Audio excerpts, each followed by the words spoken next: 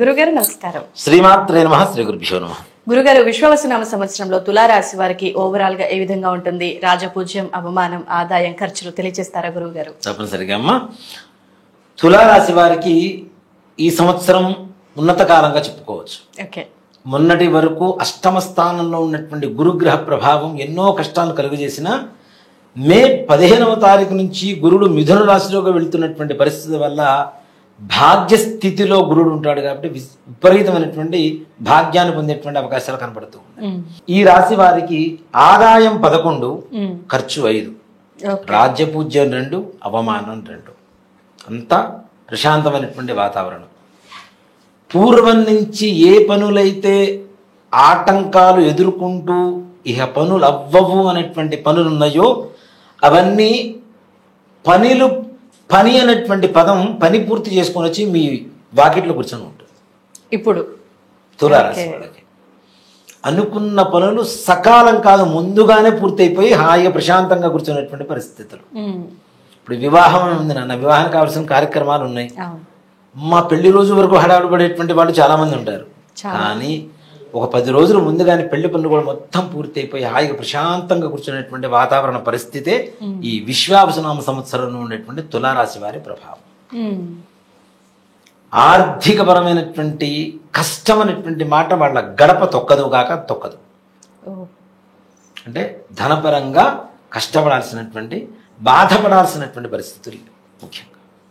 అలాగే వివాహ వ్యవహారాలలో అనుకున్నంత జయం ఏదైతే ఉంటుందో, అనుకున్న పని ఏదైతే ఉంటుందో ఆ పని విజయవంతంగా పూర్తవుతుంది. తొందరగా వివాహాలు కుదరటం, అది సత్సంబంధాలు, మంచి సంబంధాలు కుదరటం, తద్వారా వివాహ యోగం జరగడం.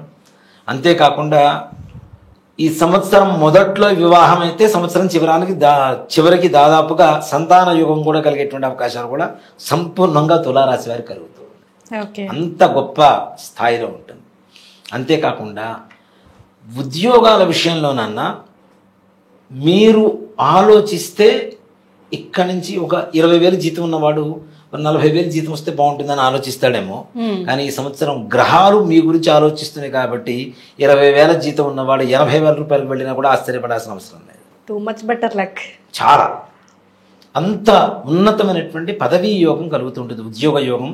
ఇది తప్పనిసరిగా ఇది ప్రభుత్వపరమైనటువంటి వాళ్ళకైనా ప్రైవేటు పరమైనటువంటి వాళ్ళకైనా సంపూర్ణమైనటువంటి ఇది జరుగుతుంది. ప్రభుత్వపరమైనటువంటి ఉద్యోగస్తులకు జీతాలు అవి కొంత లేట్ అవుతాయేమో కానీ తప్పనిసరిగా ఉన్నతమైనటువంటి పదవీ యోగం కలగడం అనేది మాత్రం తథ్యం. అంటే ఈ సంవత్సరం దాదాపుగా ఇందా నుంచి మనం చెప్పుకున్నటువంటి రాసుల్లో ఒక్క సింహరాశి తెప్పించి మిగిలిన అన్ని రాసులు కూడాను విశేషమైనటువంటి యోగకాలంలోనే దాదాపుగా ఉన్నాయి. అట్లాంటి వాటికి హెడ్ ఏదన్నా ఉందంటే తులారాశి అని చెప్తారు. అన్ని రాసులకి కూడా, అన్ని రాసులు, అన్ని బాగున్న రాసులు అన్నిటికీ హెడ్ ఏదన్నా ఉందంటే తులారాశి అని చెప్తా. ఈ సంవత్సర కాలంలో వాళ్ళ జీవితం బంగారం పట్టుకుంటే మట్టి అయ్యేటువంటి వాళ్ళకు కూడా మట్టిని పట్టుకుంటే బంగారమయంగా తయారయ్యేటువంటి పరిస్థితులే ఈ యొక్క తులారాశి వారి యొక్క ప్రభావం. ఆరోగ్యం, ఆనందం, వివాహ యోగాలు, సంతాన యోగాలు, కుటుంబపరమైనటువంటి గొడవలు ఎన్ని ఉన్నా అన్నదమ్ముల దగ్గర నుంచి కానీ భార్యాభర్తల దగ్గర నుంచి కానీ తల్లి కొడుకులు తండ్రి కొడుకుల దగ్గర నుంచి ఉండేటువంటి సమస్యలన్నీ కూడా తీరిపోయి ప్రశాంతమైనటువంటి వాతావరణం, ఆనందకరంగా ఉండేటువంటి వాతావరణం ఇంట్లో నెలకొల్పబడుతూ ఉంటుంది. అంత ఆనందదాయకంగా ఉంటుంది. అనారోగ్య పరిస్థితి కూడా ఏ రకమైనటువంటి భయభ్రాంతులకు గురి చేయకుండా ప్రశాంతంగా చక్కగా ఆరోగ్యవంతులుగా మారేటువంటి పరిస్థితులు కూడా కనబడుతున్నాయి.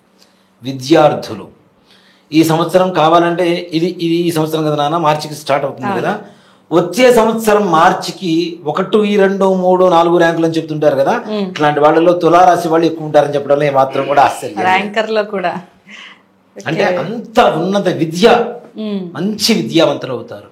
చదువుకున్న దానికి మంచి గుర్తింపు ఉంటుంది, జ్ఞాపక శక్తి పెరుగుతుంది. తద్వారా గౌరవ ప్రతిష్టలు ఇంకా ఇనుడింపబడతాయి. ఇంకా ఇంకా ఇంకా పెరుగుతుంటే నలుగురిలో మంచి పేరు వస్తుంటుంది. రాజకీయ నాయకులకు ఉన్నతమైనటువంటి అత్యున్నతమైనటువంటి పదవీ కాలంగా ఈ సంవత్సరాన్ని చెప్పుకోవచ్చు.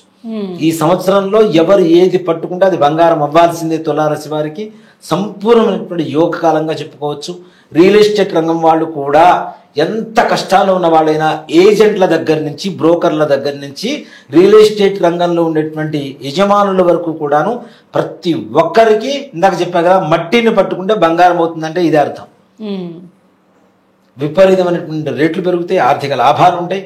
ఈ ఏజెంట్లు అమ్మిస్తుంటారు కదా, వాడికి వచ్చేటువంటి కమిషన్స్ కానీ అవి కూడా వాళ్ళు కూడా గృహయోగాన్ని కలగజేసేటువంటి యోగం కలుగజేస్తుంది ఈ యొక్క విశ్వావసునామ సంవత్సరం తులారాశి వారికి. ఓకే గురువుగారు. సో మరి ఇంత అదృష్టం వరిస్తున్నా కూడా మనకి ఎక్కడో చిన్న సమస్య కావచ్చు, చిన్న లోపం అనేది మనకు ఎదురవుతూ ఉంటుంది కదా గురువుగారు. మరి ఏ ఏ విషయాల్లో జాగ్రత్త వహించాలి, ఎలాంటి పరిహారాలు చేసుకుంటే ఈ ఏడాది బాగుంటుందంటారు? పెట్టేటువంటి పెట్టుబడుల వ్యవహారంలో ముఖ్యంగా జాగ్రత్తలు వహించాలి. ఓకే. అది ఎంతవరకు మనకు పనిచేస్తుంది, ఎంత వర్త్ అవుతుంది, దానికి పెట్టాలా వద్దా అనేటువంటిది 1-2 సార్లు ముందుగా ఆలోచించి పెట్టండి. తర్వాత మంచి లాభాన్ని చేకూరుస్తూ ఉంటుంది. అలాగే వ్యాపారం చేసేటువంటి వాళ్ళు అత్యుత్సాహంతో కొంతమంది ఉంటారు. అంత పరుగులు ఎత్తకుండా సమయం బాగున్నప్పుడు మనం కరెక్ట్గా నిలదొక్కోగలిగితే ప్రశాంతంగా ఉంటాం.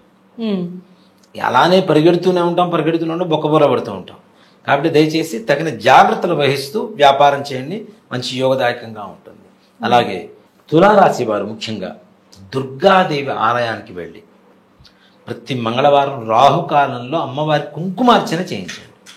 తద్వారా ఉండేటువంటి చిన్న చిన్న దోషాలు ఏమన్నా, చిన్న చిన్న కష్టాలు ఏమైనా ఉన్నా తప్పనిసరిగా తొలగిపోయి ప్రశాంతంగా ఈ యొక్క తులారాశి వారు ఈ విశ్వావసునామ సంవత్సరంలో ఆనందదాయకమైనటువంటి మంచి జీవితాన్ని గడుపుతారు. ఓకే గురుగారు. సో తులారాశి అన్ని రాశులతో పోలిస్తే ఒక హెడ్ లాగా ఉంటుంది, బెస్ట్ గా ఉండబోతుంది అని చెప్పారు. సో చూద్దాం మరి తులారాశి వాళ్ళు ఎవరు ఏ పొజిషన్ లో ఉంటారు అనేది చాలా చక్కటి వివరణ తెలియజేశారు గురువు గారు. ధన్యవాదాలు. శ్రీమాత్రే నమః. శ్రీ గురుభ్యో నమః.